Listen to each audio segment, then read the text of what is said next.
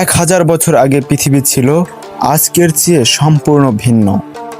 রাজা মহারাজাদের প্রাসাদ, মাটির ঘরে সাধারণ মানুষের জীবন, আর চারদিকে যুদ্ধ, দুর্ভিক্ষ আর মহামারী। চলুন 1000 বছর আগের পৃথিবী আমরা এক পলকে দেখে আসি। তখন মানুষের বেশিরভাগই কৃষক, মাঠে হাল চাষ, নদীতে মাছ ধরা, গবাদি পশু পালন করে জীবন কাটত।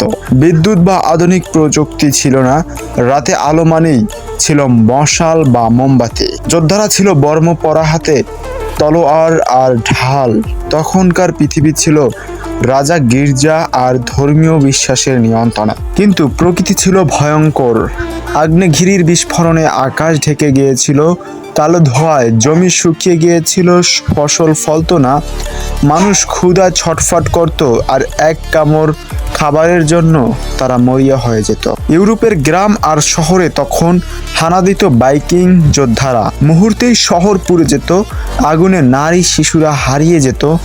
অন্যদিকে এশিয়ার সাম্রাজ্য দখলের লড়াই চলছিল অবিরাম। মানুষ জানত যুদ্ধ মানেই ধ্বংস। 1020 সালের দিকে এক ভয়ঙ্কর ভূমিকম্পের পর সুনামি আছড়ে পড়ে উপকূলে। পলকের মধ্যে গ্রাম, মানুষ, গবাদি পশু সবকিছু হারিয়ে যায় সমুদ্রের গহীনে। চিকিৎসা না থাকায় এক সাধারণ জ্বরও ছড়িয়ে যেত মহামারীর মতো।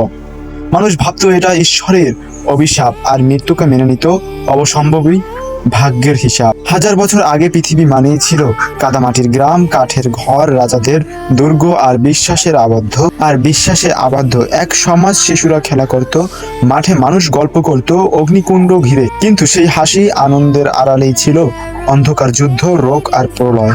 1000 বছর আগে পৃথিবী ছিল এক কঠিন বাস্তবতার নাম।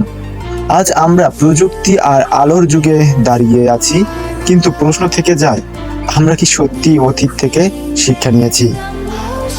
1000 বছর আগে সাধারণ মানুষের জীবনযাত্রা, পৃথিবীর চেহারা কেমন ছিল?